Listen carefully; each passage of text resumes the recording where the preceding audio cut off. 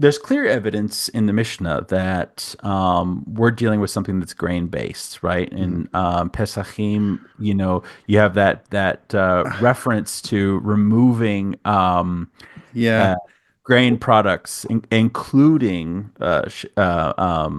Well, that actually is the exception to the rule, which is funny. So even though we're supposed to be talking biblical stuff, but that is the one singular reference to Shechar in the entirety of the Mishnah. yeah, And so they specify Median beer as problematic for Passover, which yeah, implies that their normal beer is not, meaning mm, their standard beer is going to be a date beer. They have to point to the beer of the Medianites. They're saying their beer is off limits because it's grain based. right, Ours is a date beer, but this is we're dealing with turn of the third, the end of the second, yes, yes, turn of the third century. Their situation, especially in Israel, they had some beer. They didn't drink a lot of beer. The rabbis, once they get to Babylon, to Sasanian Persia, they're drinking a lot more beer, and it's who knows, sometimes grain yeah, based, sometimes date based. It's a mix. Rhubarb, I don't know. Seriously, there's a yeah, Talmudic passage that mentions rhubarb beer. So they have a variety of fermentable products that they turn into beer in Sasanian Persia. totally, But it's a different. But wine is king in Israel.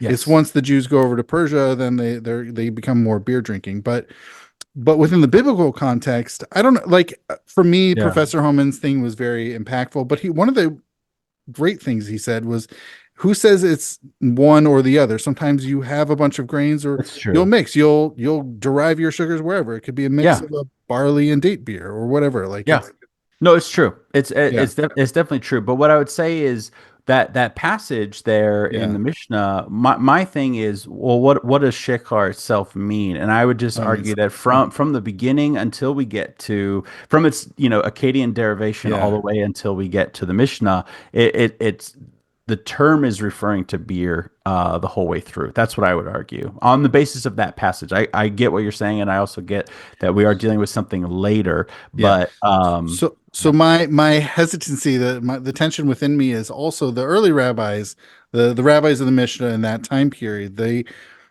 They have it in their common parlance. mm, They know and they speak of shechar as beer, and yeah, it seems to be grain based, except or whatever. It can be grain, it can be dates, whatever. yeah, yeah, Except every single time they see it in whether it's Leviticus 10, number mm, 6, Numbers 28, they yeah, always reinterpret it to be an intoxicating type of wine, specifically right, wine. They go out of their yeah, way, and there are rabbis asking about this. And they said, but it says shechar, and we call it yeah, beer. No, no, no, no, no. We don't really mean beer. We just mean an intoxicating because it's mishakeret. It's something of an intoxicating nature. So I don't know. It's kind of weird, even though in all subsequent conversations they know shechar is beer. right. So that's why I'm a little hesitant to bring the rabbis of the late second, early third century into Sure, this. sure, sure, sure.